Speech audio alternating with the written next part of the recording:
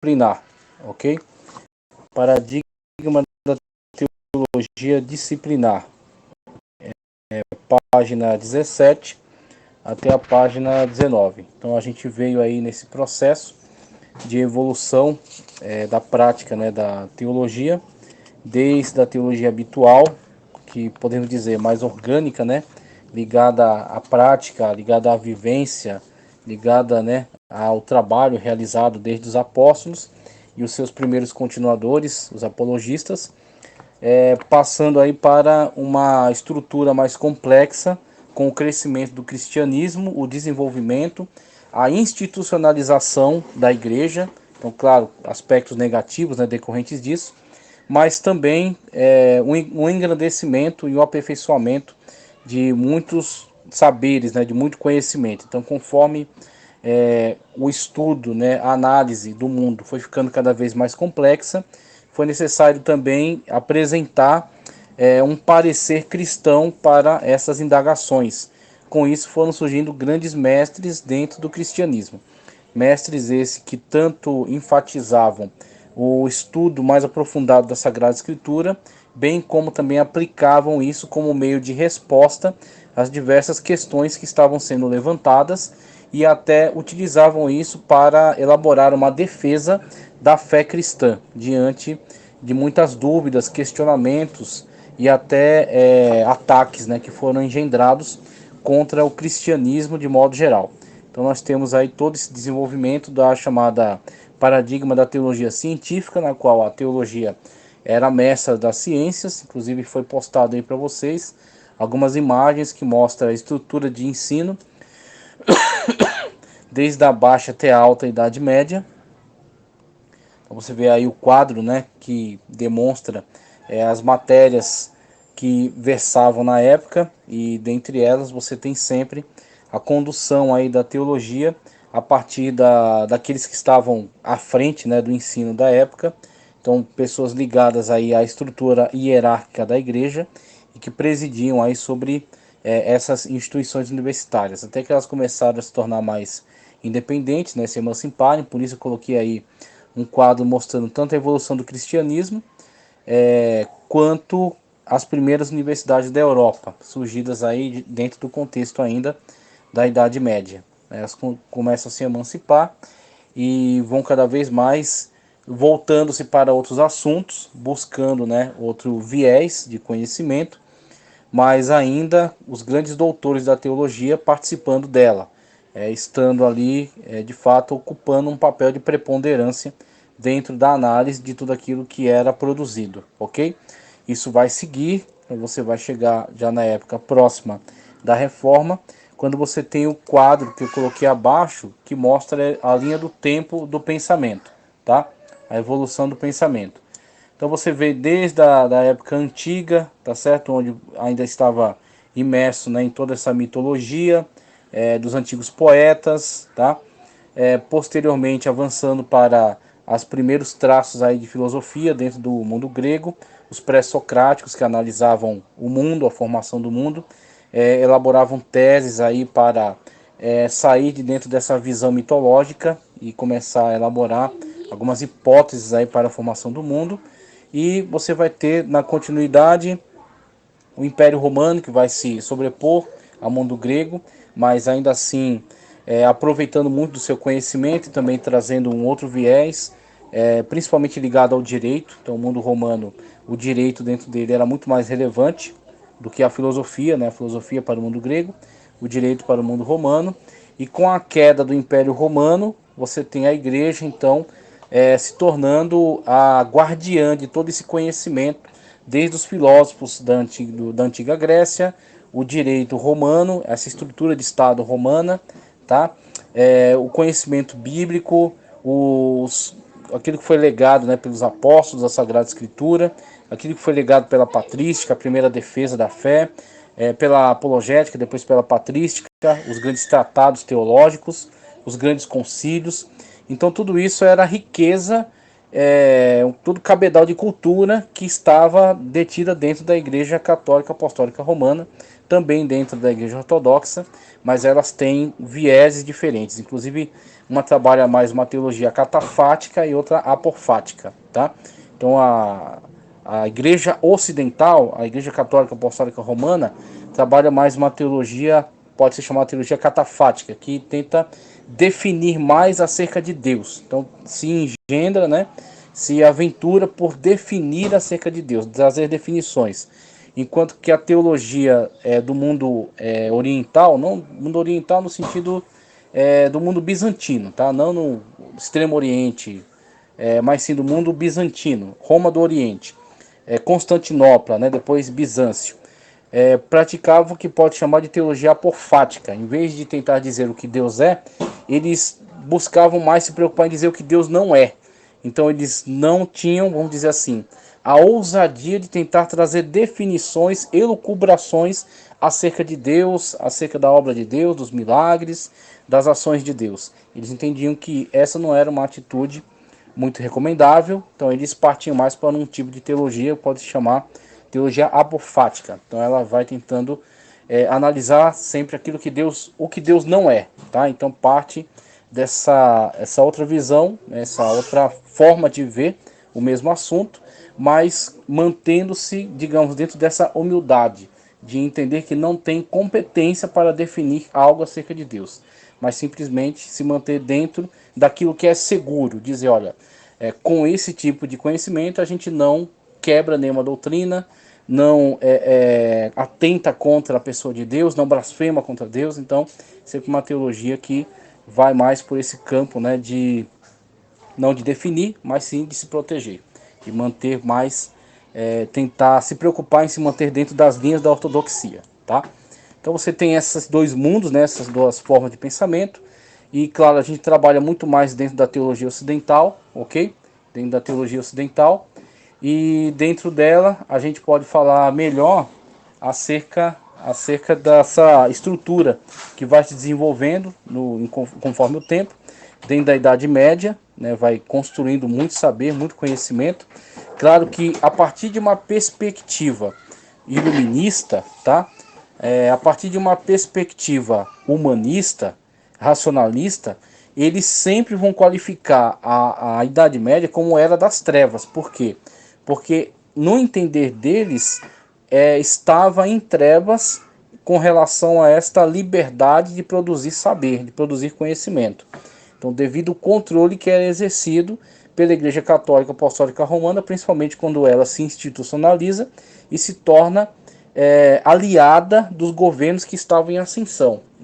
O Papa, de fato, coroa esses reis, tem muito poder junto a eles. Então, a Igreja vai se prostituindo com o poder, né? E ela vai, os papas vão se tornando cada vez mais arrogantes. Diga-se Dante Alighieri, né, que fala acerca da Divina Comédia, chega a dizer, né, que maldito o dia quando Constantino começou a presentear os papas.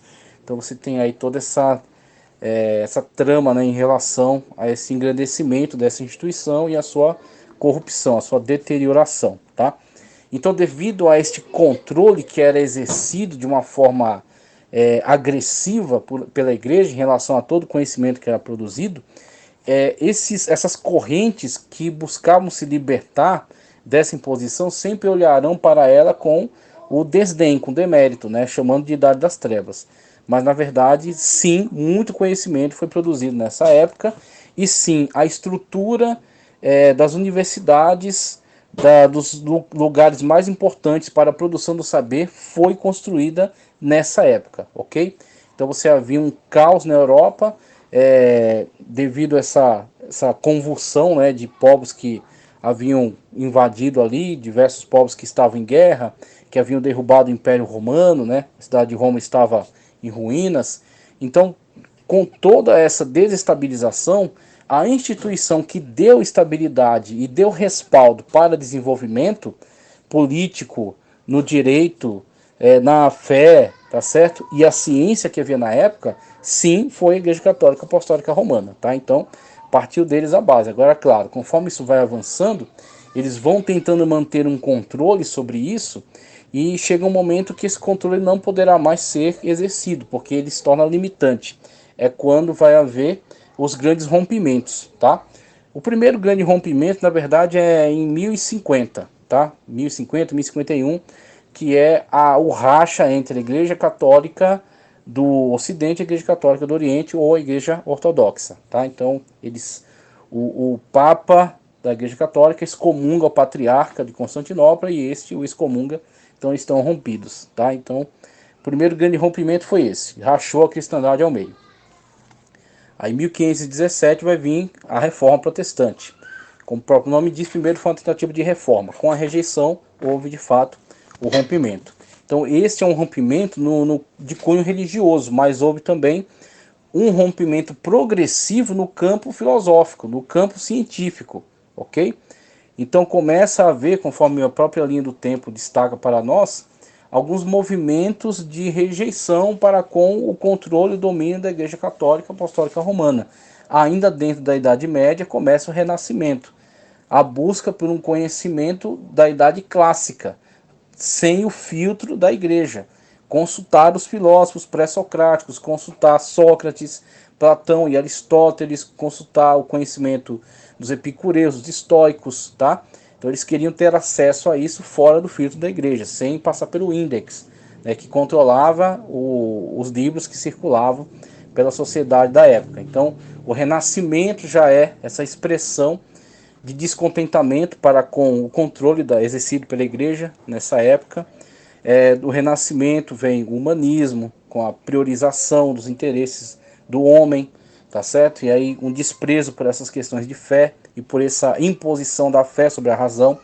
Então, humanismo, o racionalismo, ok? E chegando até o iluminismo, o que vai dar, de fato, todo esse viés da Idade Moderna, né? Saindo da Idade Média, indo aí para a Idade Moderna. Então, com o iluminismo, você tem agora esses grandes representantes do conhecimento que se entendem ser a luz para a humanidade, a luz para a ciência, não mais a Bíblia, não mais Deus e principalmente não mais a Igreja. Então eles rejeitam, muitos deles não se tornaram ateus, mas se tornaram deístas, né? Então, meio que praticavam um tipo de religião pessoal, continuavam crendo numa deidade que criou todas as coisas, mas rejeitavam a autoridade da Igreja. Então, com essa quebra, né, então você tem rompimento com reforma e rompimento em correntes filosóficas, correntes do pensamento, né, que vão reger agora essas universidades, a parte da influência da Igreja.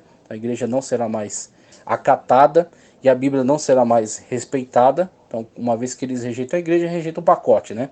Rejeitam a Igreja com o seu autoritarismo, mas também rejeitam a Bíblia e também rejeitam Deus. Então você tem principalmente essas correntes dentro do empirismo e do racionalismo e o materialismo, tá? Então isso estamos falando de Idade Moderna. Então na Idade Moderna, esses pensadores dessas correntes filosóficas estão em busca da verdade objetiva, alcançar a verdade objetiva independentemente da influência da Igreja. Então estamos falando de Idade Moderna ainda, tá? Então grandes inventos, o mercantilismo surgindo, derrubando o feudalismo, grandes pensadores, grandes filósofos, grandes mentes na área das ciências, da física, da química, da biologia, que estão surgindo e começando a trabalhar e tentando trabalhar sem qualquer tipo de temor para com o cerceamento da Igreja, tá?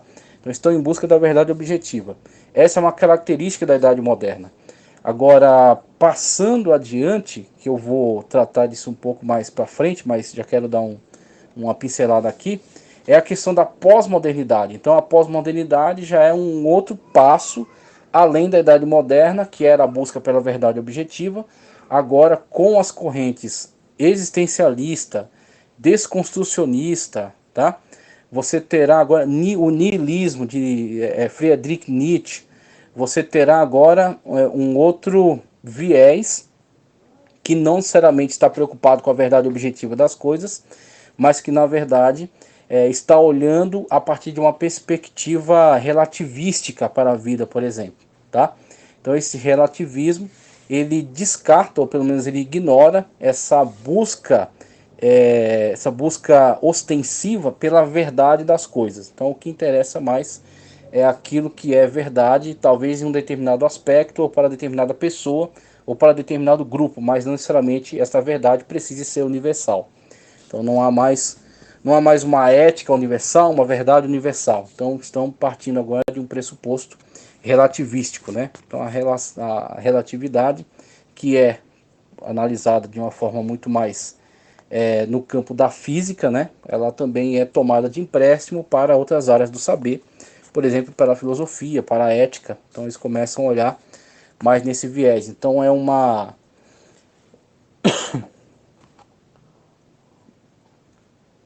não é mais uma verdade fixa, né? É uma verdade líquida, verdade fluida, tá? Então já é uma característica que está para além da questão da idade moderna, né? Saiu da idade média, foi para a idade moderna com a verdade objetiva das coisas, sendo buscada por esse viés iluminista, empirista, racionalista, e aí posterior a isso, principalmente depois da Revolução Industrial, da Primeira, Segunda Guerra Mundial, o surgimento aí de correntes de pensamento existencialista, de pensamento nihilista, você terá aí o desenvolvimento dessa chamada pós-modernidade, né, onde você tem uma visão muito mais relativística sobre as coisas.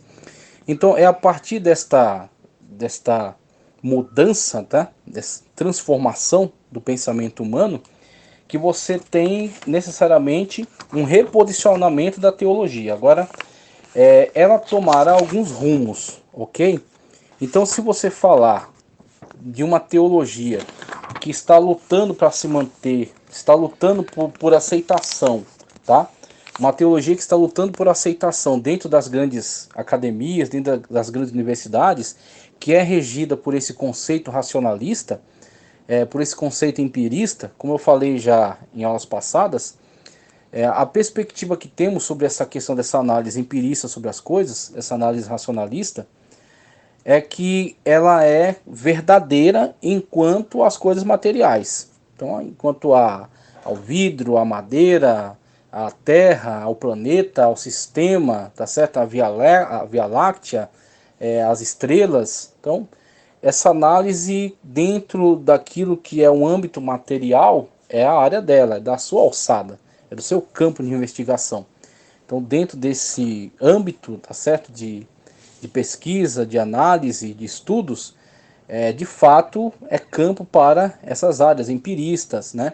Essas áreas racionalistas. Então, aquilo que pode ser provado, aquilo que pode ser analisado, aquilo que pode ser submetido a testes e produzir o mesmo resultado, de fato, cabe esse tipo de conceituação, isso é válido, isso é verdadeiro. Olhando, por exemplo, para aquilo que a gente falou sobre epistemologia, né? A epistemologia sendo o limite do campo do saber, até onde esse conhecimento é válido, pode ser testado e comprovado, e passando dessa linha é aquilo que é apenas uma hipótese, uma suposição, ou até uma divagação, um mito, tá certo? Apenas uma ideia, sem necessariamente uma comprovação. Então você tem aí a linha, né, da epistemologia, né, que define aquilo que de fato é um conhecimento válido, não somente uma informação, mas é de fato um conhecimento comprovado, tá? Então, olhando para isso, a gente vê que de fato eles têm autoridade sobre esses campos. Então ele está falando de quê? De geologia, está falando de física, está falando de química, está falando de engenharia, de direito. Então todas essas áreas sim têm que ser submetidas a essa análise a partir de uma perspectiva empirista, racionalista, né? Só que quando olhamos para esta realidade, nós vemos que existe algo que a extrapola, existe algo que vai além dela, né? Então, toda a realidade não está guardada dentro da matéria. E aí, claro, o materialista dirá que sim, um dos campos, né, do saber dentro desse desenvolvimento da Idade Moderna, o materialismo. O materialismo dirá que sim, tudo está dentro da matéria, nada passa além dela. Só que você vê, a própria ciência já está avançando além disso. Você vê o que é a teoria quântica, se não a destruição, né, dessa estrutura de tudo ser material. Então, algumas coisas não é matéria, é energia, e por aí vai. Claro que eu não vou me aventurar nisso, mas a própria ciência já está meio que dobrando essa curva aí, saindo um pouco dessa limitação dentro daquilo que é material, quando você olha para a teoria quântica. Mas a gente usa isso para quê? Para ilustrar a questão de que se você guardar tudo dentro do âmbito material, você está fechando tudo dentro de uma caixa. A caixa do materialismo. E na verdade existem coisas que extrapolam o materialismo. Existem coisas que extrapolam a realidade física, a realidade humana. Ok? Existem coisas que estão para além e se manifestam dentro dela. E negar isso é negar a realidade. Você tem aí inúmeros testemunhos de pessoas que têm contato com o sobrenatural. Então a gente não tem como negar que o sobrenatural é um dado factual, existente, que de fato interage conosco. Então a questão está aí. A questão não é que nós invalidamos o empirismo, não é que nós invalidamos o racionalismo. Eles são verdadeiros e são atuantes dentro das suas áreas, dentro da área material, tá certo? Dentro da análise do que é físico, do âmbito, né, daquilo que é físico. Agora, eles não têm competência para analisar o sobrenatural, porque não tem instrumentos para isso, não tem competência para isso. Não é do seu escopo, da sua alçada. Então, quando uma teologia tenta se submeter a esses critérios que estão regendo sobre as universidades, ela vai cair para o âmbito da teologia liberal, tá? Então aí você tem as diferentes situações das teologias, e é uma coisa que eu já andei alertando alguns alunos que tem aí todo um interesse de estar dentro de uma instituição que seja validada pelo MEC. Veja, o MEC é uma instituição, um braço do governo, uma agência do governo para analisar o ensino. Agora a gente tem que entender quem está à frente do governo, quem está à frente do MEC, quem é o secretário, o ministro da educação, quem são os secretários do ensino, quem está à frente dessas secretarias, quais são as suas ideias, qual a sua filosofia. Então, se pega pessoas que estão dentro desse âmbito, dessa filosofia, são pessoas materialistas, são comunistas, são céticos em relação à religião, são existencialistas, a análise que eles farão do campo do estudo, né, da teologia, é que ela deve se submeter a esses parâmetros para que seja validada. Então, o problema de você, às vezes, estar numa instituição que se submete à validação do MEC é que eles, para receber aquele selo, eles têm que cantar conforme a cartilha. Eles têm que rezar conforme aquela cartilha. E aí eles terão as matérias bíblicas e terão as matérias filosóficas. Nas matérias filosóficas você terá teologia liberal, você terá esse tipo de filosofias, né, que priorizam, valorizam esse tipo de pensamento subordinado a esses conceitos, essa conceituação. Então aí você terá o selo do MEC. Então eu não digo para você não estudar numa instituição dessa, eu digo que se você for, tenha consciência de que você vai ter que interagir com esta área do saber que despreza, invalida a possibilidade do sobrenatural. Onde a teologia é simplesmente organizar todo o ensino, separando aquilo que é mitológico, conforme Bultmann mesmo já afirmou, fazendo uma desmitologização da Sagrada Escritura, porque o sobrenatural não é comprovado pelo âmbito dessas categorias da ciência, do empirismo, do racionalismo, ok? Então essa é a linha de corte deles. Se não passar aqui, eles já jogam logo para o campo da mitologia. Então eles tratarão dessa forma. E aí outras instituições de teologia vão abrir mão disso e vão se estabelecer, se organizar, tá certo? Se diversificar para produzir os instrumentos de investigação do seu conhecimento. Então elas vão se diversificar, por isso que a teologia está diversificada em diversas teologias. O curso de teologia deve ser um curso de teologias, tá? Porque na verdade ela engloba teologias diferentes que analisam esse aspecto, né, dessa busca pelo conhecimento de Deus, da Sagrada Escritura, da sua revelação, por meio de diversas formas diferentes, estratégias diferentes, matérias diferentes, ok? Então a teologia, ela não opera mais dentro da universidade da forma como operava, ela tem que se virar sozinha. Então assim ela vai se diversificar, então ela vai se subdividir para analisar tudo aquilo que ela está estudando, para construir um conhecimento sólido, vasto, amplo, e que lhe dê competência para atuar neste mundo, este mundo que está inclusive em antagonismo a ela. Uma teologia, digamos, fundamentalista, uma teologia evangelical, uma teologia que crê no sobrenatural, uma teologia que respeita a Sagrada Escritura como um livro inspirado. Então ela sofrerá um embate muito grande, por isso ela precisará se preparar e se capacitar de uma forma muito mais ampla. Por isso que ela vai se subdividir em áreas da teologia. E aí temos teologia bíblica, analisando o texto bíblico, ok? E essa análise sobre o texto bíblico será feita a partir de uma teologia que analisa a própria evolução textual, analisando ponto a ponto cada uma das características do texto que está ali, e uma teologia bíblico-exegética, que vai analisar agora, vai lançar mão de uma outra ciência chamada filologia, vai analisar a construção das palavras. Então vai recorrer ao léxico e analisar o hebraico, vai recorrer ao léxico e analisar o grego, a construção dessas palavras, a questão gramatical, a questão sintática, morfológica, dentro das línguas originais, e analisar essa tradução, se ela foi bem feita, o campo semântico daquela palavra. Então são ferramentas de análise da exegética, e a exegética trabalha junto com a teologia bíblica. A teologia bíblica vai analisar o próprio texto bíblico em si, tá certo? E a teologia exegética já vai lançar mão das ferramentas de filologia para analisar as palavras, tá? A partir da análise das palavras, aí ela vai trazer a ferramenta da hermenêutica, que fornece aí as regras de interpretação para que aquilo que foi extraído pela exegese seja aplicado. E aí você vai produzir um sermão, um ensino, uma palestra, uma refutação, uma monografia, um livro, um compêndio, uma teologia sistemática, e por aí vai. Você vai produzir materiais a partir dessa análise profunda que foi feita sobre o texto. A teologia bíblica, a teologia histórica, aí a teologia histórica, ela já extrapola o escopo do texto bíblico. Então nós temos dentro do texto bíblico, texto de lei, textos poéticos, parábolas, profecias, revelação, e tem narrativa histórica, tá?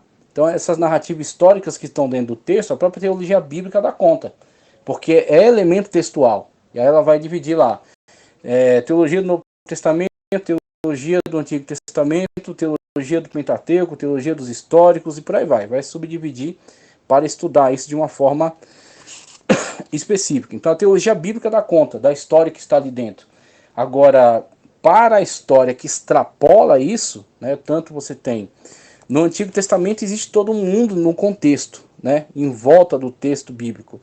Um mundo que está em volta, interagindo, os impérios da antiguidade, tá certo?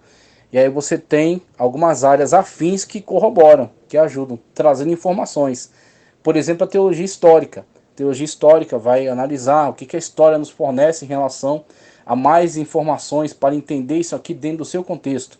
E principalmente a evolução daquilo que extrapola o limite do texto bíblico, entrando já para a época dos apologistas da fé, para a época da patrística, para a época da escolástica e prosseguindo para as teologias mais contemporâneas. Então a teologia histórica vai se debruçar sobre isso, para entender a evolução da doutrina ao longo do tempo, como é que a doutrina foi recebida, como ela foi sintetizada, como ela foi explicada, as confissões de fé que foram construídos, tá certo? Os credos, né, foram sendo aprovados. Aí você vai ter, ó, teologia bíblica, teologia histórica, bíblica coloca como bíblica e exegética, né? Teologia histórica, teologia sistemática. Agora vai aproveitar aquilo que foi construído dentro dessas outras áreas da teologia, as investigações que foram sendo feitas e o conteúdo que foi sendo produzido, e vai organizar isso de uma forma lógica, a partir dos temas. Então ele vai fatiar esse conhecimento nos temas. O tema é Deus. Tudo que há sobre Deus dentro da Bíblia, da exegese, do conhecimento histórico. Então vai organizar teologia sistemática sobre Deus, sobre Espírito, sobre Cristo, sobre o homem, sobre o pecado, sobre salvação, sobre igreja, sobre as últimas coisas, sobre os anjos, por aí vai. Então você tem aí os campos, né, partindo de prolegômenos e indo por esses diferentes campos, né, que estão construindo a chamada teologia sistemática. Teologia prática é o que para a filosofia a gente pode chamar da praxis, que é a aplicação daquilo que é ideia. Então a ideia que foi sendo analisada, estudada, construída, agora como ela se comporta dentro de um âmbito prático, aplicando a vida cotidiana, aplicando ao mundo prático, tá? Então a teologia prática, ela está mais presente do que a gente imagina. Então a ética cristã, por exemplo, né? Quais são os regramentos da Sagrada Escritura para a vida cotidiana, tá? Como é que o crente se comporta a partir dos textos bíblicos que ele tem contato. O que isso faz diferença em relação à minha forma de comportamento? A minha vida sexual é promíscua ou não? Eu sou agora uma pessoa mais recatada. Estou dentro de um âmbito monogâmico, heterossexual. Por quê? E aí você tem a questão da se subordinar à verdade bíblica, rejeitar certos padrões de comportamento, certas tendências, certos impulsos, exercer autocontrole. Então veja, a Bíblia está sendo aplicada à vida, está regendo, está controlando. Por isso que dizemos, a Bíblia é regra de fé e prática. Então, temos aí a teologia prática sendo vivenciada. E áreas afins, aí você tem essas outras saberes que vão nos fornecer subsídios para construir um entendimento melhor, um quadro melhor acerca das coisas, tá? História, de modo geral, cultura das religiões, história da arte, filosofia, filologia, colocaria aí, paleografia, colocaria aí também, sociologia, psicologia, economia. Então você tem as chamadas áreas afins, ok?